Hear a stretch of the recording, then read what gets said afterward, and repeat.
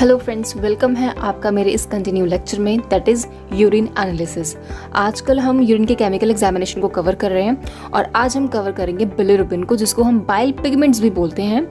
Bilirubin जो है ये एक हीमोग्लोबिन का ब्रेकडाउन प्रोडक्ट होता है।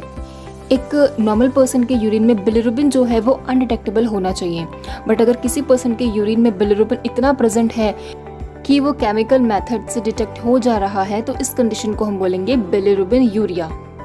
बिलिरुबिन हीमोग्लोबिन के कैटाबॉलिज्म का एक वेस्ट प्रोडक्ट होता है और ये वेस्ट प्रोडक्ट यानी कि बिलिरुबिन लीवर के थ्रू बॉडी से एक्सक्रीट होता है। इस प्रोसेस को समझने के लिए सबसे पहले हमें जानना पड़ेगा बिलिरुबिन के मेटाबॉलिज्म को। देखिए, जब 120 डेज के बाद आरबीसी का ब्रेकडाउन होता है तो आरबीसी यानी कि रेड ब्लड सेल से हीमोग्लोबिन रिलीज होता है। इस हीमोग्लोबिन में दो चीज़ें होती हैं, हीम और ग्लोबिन। ग्लोबिन जो है वो एक प्रोटीन है, तो ये प्रोटीन रिसाइकिल होकर दोबारा से बॉडी में स्टोर हो जाती है।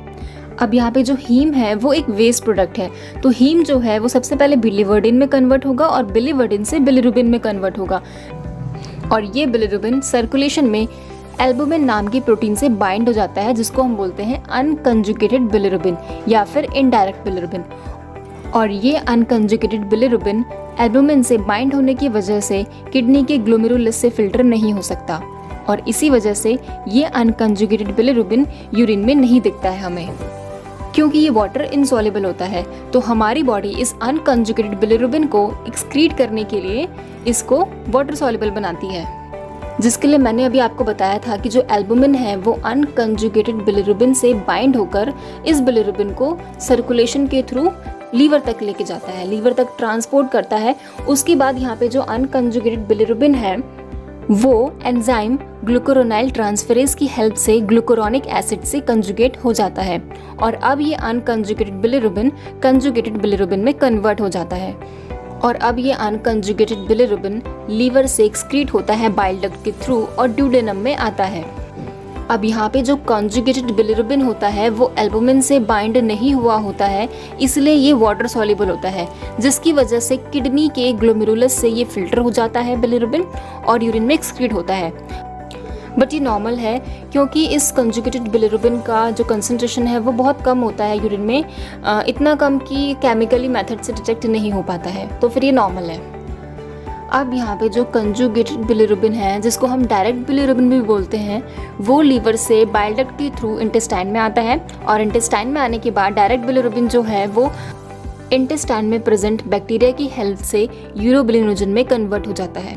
अब यहाँ पे जो इंटेस्टाइन में यूरोबिलिनोजन है उसमें से 80% जो यूरोबिलिनोजन है वो स्टर्कोबिलिनोजन में कन्वर्ट हो जाता है और फिर ये स्टर्कोबिलिनोजन स्टर्कोबिलिन की फॉर्म में फीसिस यानी कि स्टूल में चला जाता है। इसीलिए जो स्टूल या फिर जो फीसिस का कलर होता है वो ब्राउनिश होता है due to the pigment of stercobilin. अब यहाँ पे इंटेस्टाइन में जो 20% यूरोबिलिनोजन बचा हुआ है वो इंटेस्टाइन के थ्रू रीअब्जॉर्ब हो जाते हैं और फिर सर्कुलेशन के थ्रू 18% यूरोबिलिनोजन दोबारा से लीवर में रिटर्न हो जाता है और फिर रीएक्सक्रीट होता है इंटेस्टाइन में और 2% जो यूरोबिलिनोजन है वो सर्कुलेशन से होते हुए किडनी में जाता है और किडनी से फिल्टर होकर यूरोबिलिन के फॉर्म में यूरिन में एक्सक्रीट होता है। इसलिए हमारे यूरिन का जो कलर होता है वो पेल येलो होता है due to the pigment of urochrome या फिर यूरोबिलिन। तो ये था एक नॉर्मल प्रोसेस बिलिरुबिन के एक्सक्रीशन का। बट अगर हमारी बॉडी में कोई प्रॉब्लम है, अगर हमारे बाइल डक्ट में कोई ऑब्स्ट्रक्शन है या फिर हमारे लीवर में डिजीज़ है, लीवर के सेल्स ठीक से फंक्शन नहीं कर पा रहे हैं, तो ऐसी कंडीशन में जो बिलिरुबिन है वो लीवर से एक्सक्रीट नहीं हो पाएगा, जिसकी वजह से बिलिरुबिन लीवर में रीअब्जॉर्ब होकर ब्लड सर्कुलेशन में आएंगे, जिसको हम बोलेंगे हाइपर बिलिरुबिनमिया।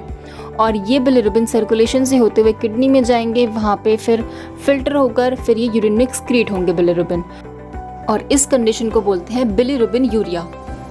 तो नॉर्मल तरीके से बिलिरुबिन एक्सक्रीट ना होने की बजाय ये बिलिरुबिन लीक हो रहे हैं ब्लड में या यूरिन में, तो फिर ये एक एबनॉर्मल कंडीशन होती है। तो वो कौन कौन से कॉजेज़ हैं जिसकी वजह से यूरिन में बिलिरुबिन का लेवल काफ़ी बढ़ जाता है। सबसे पहले लीवर डिजीज़ की कंडीशन में, सिरोसिस की कंडीशन में, अगर हेपेटाइटिस है या फिर बैरिलरी ट्रैक्ट में कोई ऑब्स्ट्रक्शन है या फिर वहाँ पे ट्यूमर है या फिर आप कुछ मेडिकेशंस ले रहे हैं, तो इसकी वजह से भी बिलिरुबिन जो है वो यूरिन में एक्सक्रीट होने लगता है। यूरिन में बिलिरुबिन के डिटेक्शन के लिए काफ़ी सारे मेथड्स हैं, जैसे कि फॉर्म्स methods, Lugol iodine methods, Fouchet's method and reagent strips method. आज के लेक्चर में हम रीजन स्ट्रिप टेस्ट से और फॉर्चेट टेस्ट से कैसे यूरिन में बिलिरुबिन को डिटेक्ट करते हैं ये जानेंगे। फर्स्ट है रीजन स्ट्रिप टेस्ट।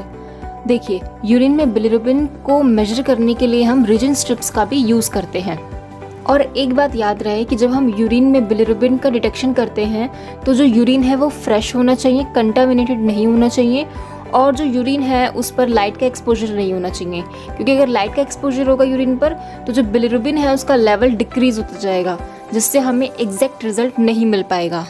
अगर हम इसके प्रिंसिपल की बात करें तो आप ध्यान से देखेंगे इमेज में कि जो रीजन स्ट्रिप्स में जो बिलिरुबिन वाला पैड है उसमें उस पैड में 2,4-डाइक्लोरो एनिलिन या जिसे हम डाईअज़ोनियम सॉल्ट्स भी बोलते हैं, ये इस पैड पर कोटेड रहता है।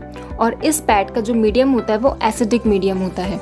तो अगर यूरिन में बिलिरुबिन प्रेजेंट है तो जब हम इस स्ट्रिप्स को यूरिन में डिप करते हैं तो वो बिलिरुबिन डाईक्लोरोएनिलिन से रिएक्ट करके एसिडिक मीडियम में एजोबिलिरुबिन फॉर्म होगा, जिसकी वजह से पैड का जो कलर है वो चेंज होकर पिंकिश टैन कलर का हो जाएगा। यूरिन में जितना ज़्यादा बिलिरुबिन प्रेजेंट होगा उतना ही ज़्यादा पिंकिश टैन कलर प्रोड्यूस होगा, और ये इंडिकेट करेगा कि यूरिन में बिलिरुबिन प्रेजेंट है। बट रीजन स्ट्रिप्स मेथड से हम सिर्फ डायरेक्ट बिलिरुबिन को ही मेजर कर सकते हैं। इनडायरेक्ट बिलिरुबिन को हम रीजन स्ट्रिप्स मेथड से मेजर नहीं कर सकते हैं। नेक्स्ट जो टेस्ट है वो है फॉर्चेट्स टेस्ट। अगर हम इसके प्रिंसिपल की बात करें तो बेरियम क्लोराइड यूरिन में प्रेजेंट सल्फेट के रेडिकल्स के साथ रिएक्ट करके एक कंपाउंड बनाता है बेरियम सल्फेट, और ये हमें प्रेसिपिटेट के फॉर्म में देखने को मिलता है। तो अगर यूरिन में बिलिरुबिन प्रेजेंट होगा तो वो इस प्रेसिपिटेट के साथ कंबाइन हो जाएगा, जिसको हम बोलेंगे बिलिरुबिन बेरियम सल्फेट कॉम्प्लेक्स। और इस प्रेसिपिटेट को हम एक फनल की हेल्प से फिल्टर पेपर पर फिल्टर करेंगे। तो जो लिक्विड होगा वो तो फिल्टर पेपर से पास हो जाएगा और जो प्रेसिपिटेट होगा वो फिल्टर पेपर पे ही रह जाएगा। अब इस प्रेसिपिटेट में जो फिल्टर पेपर पे लगा हुआ है उसमें हम 1 ड्रॉप फॉर्चेट रिएजेंट ऐड करेंगे। इस फॉर्चेट रिएजेंट में 2 चीज़ें प्रेजेंट होती हैं, फेरिक क्लोराइड और ट्राइक्लोरोएसिटिक एसिड। तो जब हम 1 ड्रॉप ऐड करते हैं रिएजेंट तो इसमें जो प्रेजेंट फेरिक क्लोराइड है वो येलो बिलिरुबिन को जो प्रेसिपिटेट में प्रेजेंट है उसको ऑक्सीडाइज करेगा ट्राइक्लोरोएसिटिक एसिड की प्रेजेंस में और ग्रीन बिलिवर्डिन में कन्वर्ट करेगा। और ये बिलिवर्डिन हमें फिल्टर पेपर पर ब्लू ग्रीन कलर का अपीयर होगा, जो कि इंडिकेट करेगा कि यूरिन में बिलिरुबिन प्रेजेंट है। अब हम जानेंगे कि फॉर्चेट्स टेस्ट का प्रोसीजर क्या होता है। ये जो प्रोसीजर है बहुत सिंपल होता है और बहुत सेंसिटिव भी होता है। इस टेस्ट के कॉम्पोजिशन में हमें ट्राइक्लोरोएसिटिक एसिड का यूज़ करना होता है और हमें 10% फेरिक क्लोराइड का यूज़ करना होता है, और हम यहाँ पे डिस्टिल वाटर यूज़ करते हैं, और 10% बेरियम क्लोराइड का यूज़ किया जाता है। अगर हम इसके प्रोसीजर को देखें तो हमें एक टेस्ट ट्यूब लेनी है, उसमें हमें 5 ml यूरिन ऐड करना है। यूरिन जो है वो फ्रेश होना चाहिए, कंटामिनेटेड नहीं होना चाहिए। टेस्ट ट्यूब में यूरिन ऐड करने के बाद हमें उसमें 2.5 ml 10% बेरियम क्लोराइड जो है वो ऐड करना है उसी टेस्ट ट्यूब में, और उसको अच्छे से मिक्स करना है। मिक्स करने के बाद आप देखेंगे कि एक प्रेसिपिटेट है वो फॉर्म होगा, क्योंकि यूरिन में कुछ सल्फेट के रेडिकल्स प्रेजेंट होते हैं जो बेरियम क्लोराइड के साथ रिएक्ट करते हैं, जिसकी वजह से प्रेसिपिटेट फॉर्म होता है। ओके, तो ये जो प्रेसिपिटेट फॉर्म होता है इसको हम एक फनल की हेल्प से फिल्टर पेपर पर फिल्टर करेंगे। ओके, तो फिल्टर करने के बाद जो लिक्विड है वो पास हो जाएगा, और जो प्रेसिपिटेट है वो आप इमेज में देख सकते हैं, जो प्रेसिपिटेट है वो फिल्टर पेपर पे ही रह जाएगा। ओके, इसके बाद हम इस प्रेसिपिटेट पर 1 से 2 ड्रॉप फॉर्चेट्स रिएजेंट ऐड करेंगे। तो अगर इस प्रेसिपिटेट में बिलिरुबिन प्रेजेंट होगा तो तुरंत जो है वो ब्लू ग्रीन कलर डेवलप हो जाएगा ड्रॉप के अराउंड, जो कि ये इंडिकेट करेगा कि यूरिन में बिलिरुबिन या फिर बाइल पिगमेंट्स प्रेजेंट हैं।